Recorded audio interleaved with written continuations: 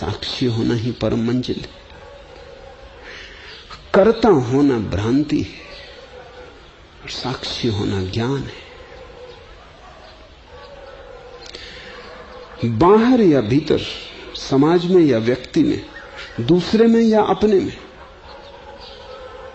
तुम ज्यादा से ज्यादा साक्षी हो। तुम्हारी पत्नी क्रोध करती, क्या कर सकते हो? कुछ मत करो, किया कि उपद्रव बढ़ेगा, करने से और आग में घी पड़ेगा। तुम कुछ मत करो। तुम कर ही क्या सकते हो? इस पत्नी को तुमने बनाया नहीं, जिसने बनाया वो जाने।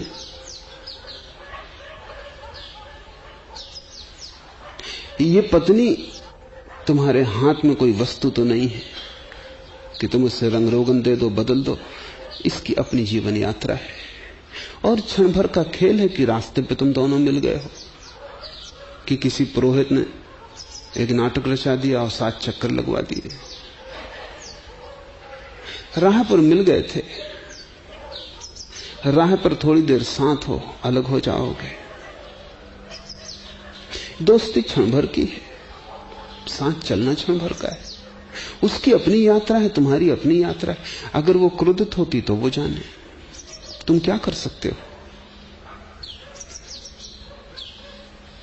तुम सिर्फ साक्षी हो सकते हो। तुम चेष्टा मत करना उसको सुधारने की, क्योंकि मैं देखता हूं हजारों गृहस्थियां इसलिए बर्बाद हो गई, हो रही, कि या तो पत्नी पति को सुधार रही या पति पत्नी को सुधार रहा। और इस सुधारने के धंधे में पत्नियां बहुत ही कुशल हैं, पतियों को सुधारने में लगी। तुम न तो दूसरे को सुधारने की चेष्टा करना, क्योंकि कौन किसको सुधार पाया है। बाप भी बेटे को नहीं सुधार सकता है। छोटा सा बेटा, अभी कोई भी ताकत नहीं, लेकिन उसको भी कोई सुधार नहीं सकता। सुधारा कि तुम बिगाड़ोगे। तो लाओस से कहता है जो कर्म करता है वह बिगाड़ देता है। जिस बाप ने सोचा कि बेटे को सुधारना, उसने बिगाड़ा। अच्छे बाप अनिवार्य रूप से बुरे बेटे के जन्मदाता हो जाते। जिस पत्नी ने सोचा कि सुधारना है, कि संबंध नष्ट हुआ, कलह शुरू हुई।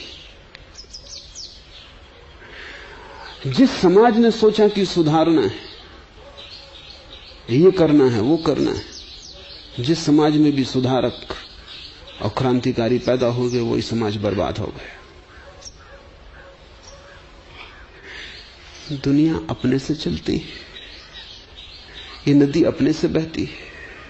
तुम किनारे बैठ रहो, तुम जितना मौज ले सको ले लो।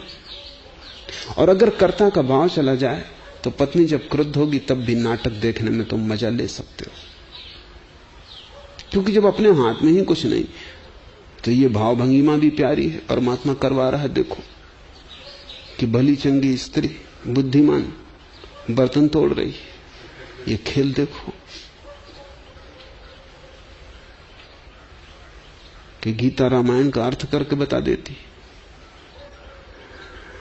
ज्ञान में कमी नहीं है, विश्वविद्यालय की उपाधि लिए बैठी और कैसा कृत्य कर रही। जब ऐसा हो, ऊपर देख के उसको धन्यवाद देना कि खूब मदारी है तू भी, भले चंगे लोगों से क्या क्या करवा लेते।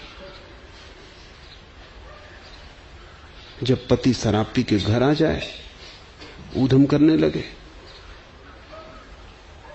तब पत्नी को कहना चाहिए कि ऐसा बुद्धिमान आदमी है जिसको कोई नहीं चला सकता, जिसको कोई धोखा नहीं दे सकता, वो खुद को अपने को धोखा देता है। ऊपर देख के परमात्मा को धन्यवाद देना कि खूब खेल दिखाया। जरूर तेरा कोई राज होगा, और हम क्या कर सकते। तूने ही पिलाई है, अन्यथा ये घटता ही क्यों। जैसे जैसे समझ बढ़ती है वैसे वैसे लगता है वही एक करता है।